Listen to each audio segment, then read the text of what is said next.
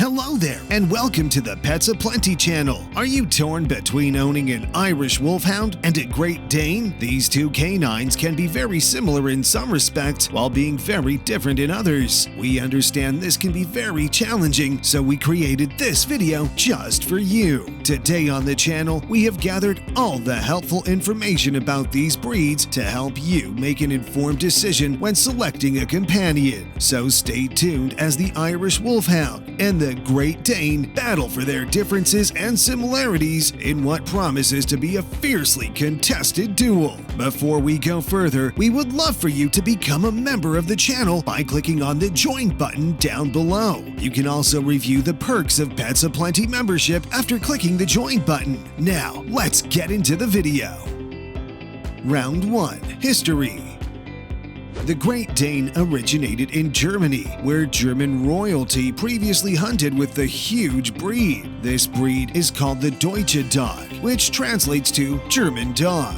These dogs are said to result from a mix between Mastiffs and Wolfhounds. Surprisingly, the Great Dane is a far older breed than previously thought. According to what we know, the Great Dane was developed in Germany to assist hunters in capturing wild boar. However, depictions of dogs resembling Great Danes have been discovered on Egyptian antiquities going back to 3000 BC and even in Babylonian temples erected about 2000 BC. Because they were raised to hunt boar, Great Danes were initially known as boarhounds. But in the 16th century, the breed's name was altered to English dogs. After World War I and World War II, with all the animosity between Germany and the rest of the world, the dog was dubbed Great Dane after the Grand Danois, which means Great Danish.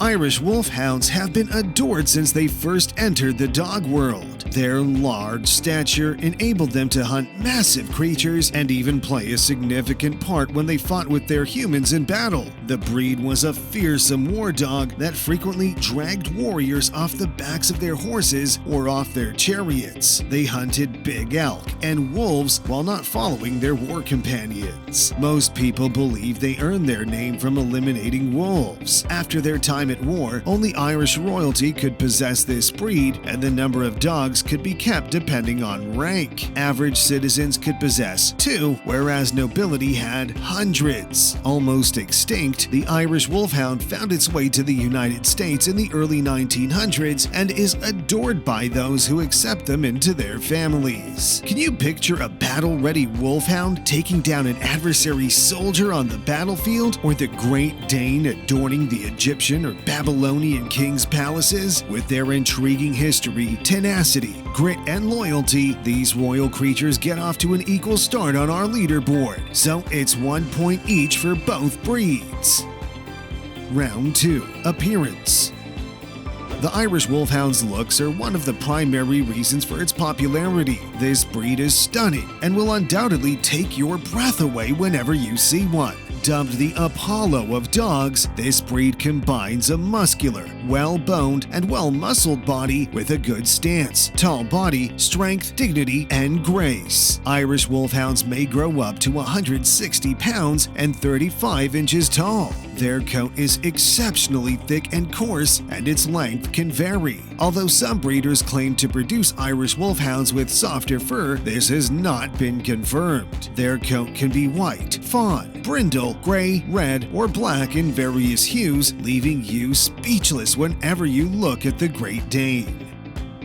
The Great Dane is one of the giant working breeds. Still, it is exceptional in that it has successfully transitioned from working dog to gigantic couch potato. Despite his size, the Great Dane never seems clumsy because he is well balanced. Males are always heavier and taller than females, standing 28 to 32 inches tall and weighing 100 to 180 pounds. Their coat is always silky and short, with patterns, markings, or just one color. Initially, the ears are curled forward near to the cheek. When ears are cropped, the length of the ears is always proportional to the size of the head, and the ears are carried evenly erect. The Wolfhound is a magnificent animal, but being called the Apollo of dogs has to win the dogs some brownie points, bringing us 2 points for the Irish and 2 for the Great Dane, as they both get 1 each for this round. Round 3. Temperament.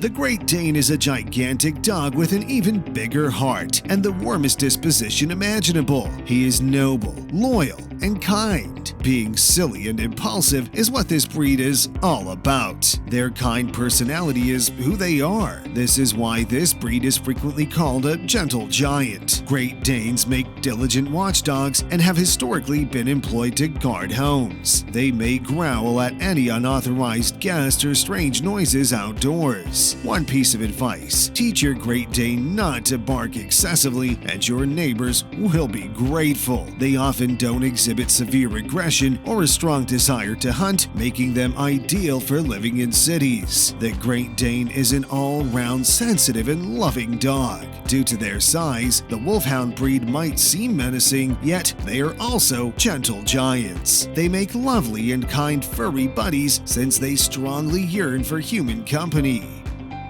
In every situation, they're also incredibly composed and dignified. Because of their sensitivity, they form strong bonds with their favorite people. Still, they will become unresponsive if you try to train them through punishment. Given that this breed is renowned for being exceedingly gentle, it's somewhat ironic to consider their history as guard dogs and warhounds.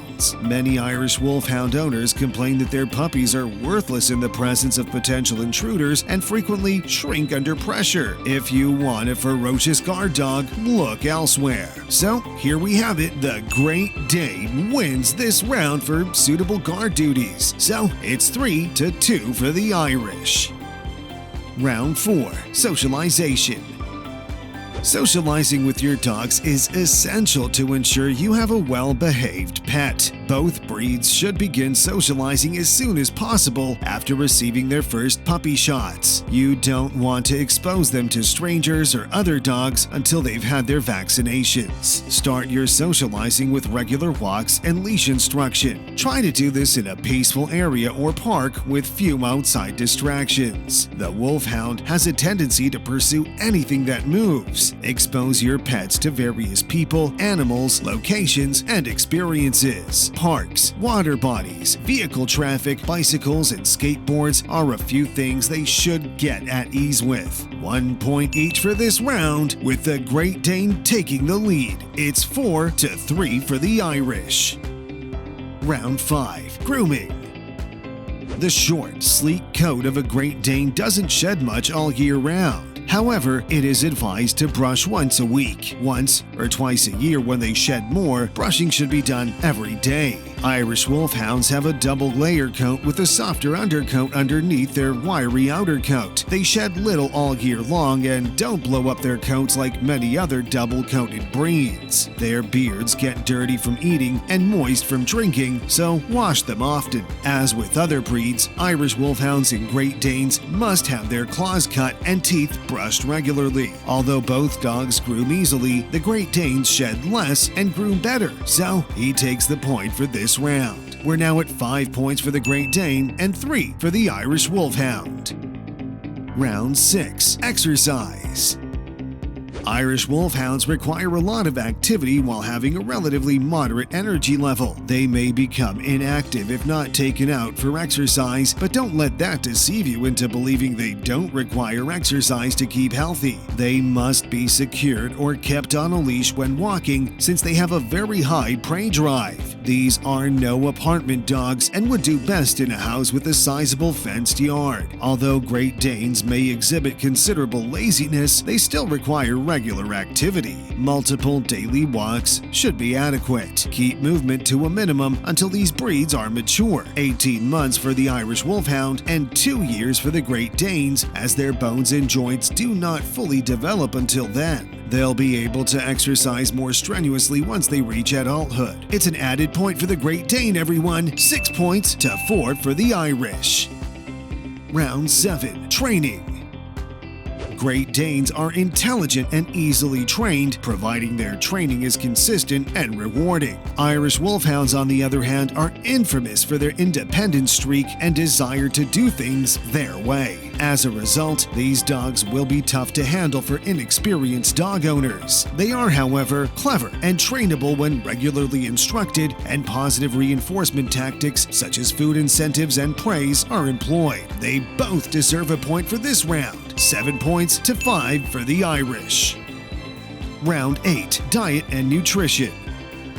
An age-appropriate and high-quality diet are necessary for Great Danes and Irish Wolfhounds. They should avoid human foods, especially bones, fatty meals, and other dangerous foods. Make careful to give them many meals a day and avoid exercising for about an hour after eating to minimize bloating, a nasty stomach-twisting disorder that can be fatal to your dog. Giant breed dogs consume more than the usual dog, so be ready for a significant drain on your resources and finances. Just kidding though. 1 point each for each guy. We are now down to 8 points for the Great Dane and 6 for the Irish. Round 9. Health. Irish Wolfhounds and Great Danes are typically healthy dogs, but are susceptible to a few health issues: bone cancer, osteosarcoma, hip and elbow dysplasia, cardiomyopathy, hepatic shunt, progressive retinal atrophy, autoimmune thyroiditis, von Willebrand's disease, and stomach torsion are all possible in Irish Wolfhounds. Some of these diseases are terminal, while others appear later in life. Cataracts, bloating, bone cancer, cardiomyopathy, hip dysplasia, Wobbler syndrome, allergies, and benign skin growths are all common issues in Great Danes. Both of these breeds have slightly shorter lifespans than average. Irish Wolfhounds typically live 6 to 8 years, whereas Great Danes live 7 to 10 years. Turns out to be a Great Dane's day as he takes the point for this round. We have a clear winner, folks. The Great Dane emerges the winner after this closely contested match. In conclusion, every human has a choice. It's vital to consider your personal needs and environment during adoption. Both dog breeds can work excellently as a pet or companions. This is simply our evaluation. Remember, yours may be different. In addition, before adopting a dog, do well to seek professional advice from the breeder and your veterinarian. What are your thoughts on today's contest? Let us know in the comments section. Consider becoming a member of the channel by clicking on the join button to get early access to our upcoming videos plus other membership perks. Also, check out our playlists and click on the video links that pop up at the end of this video. Thank you for watching.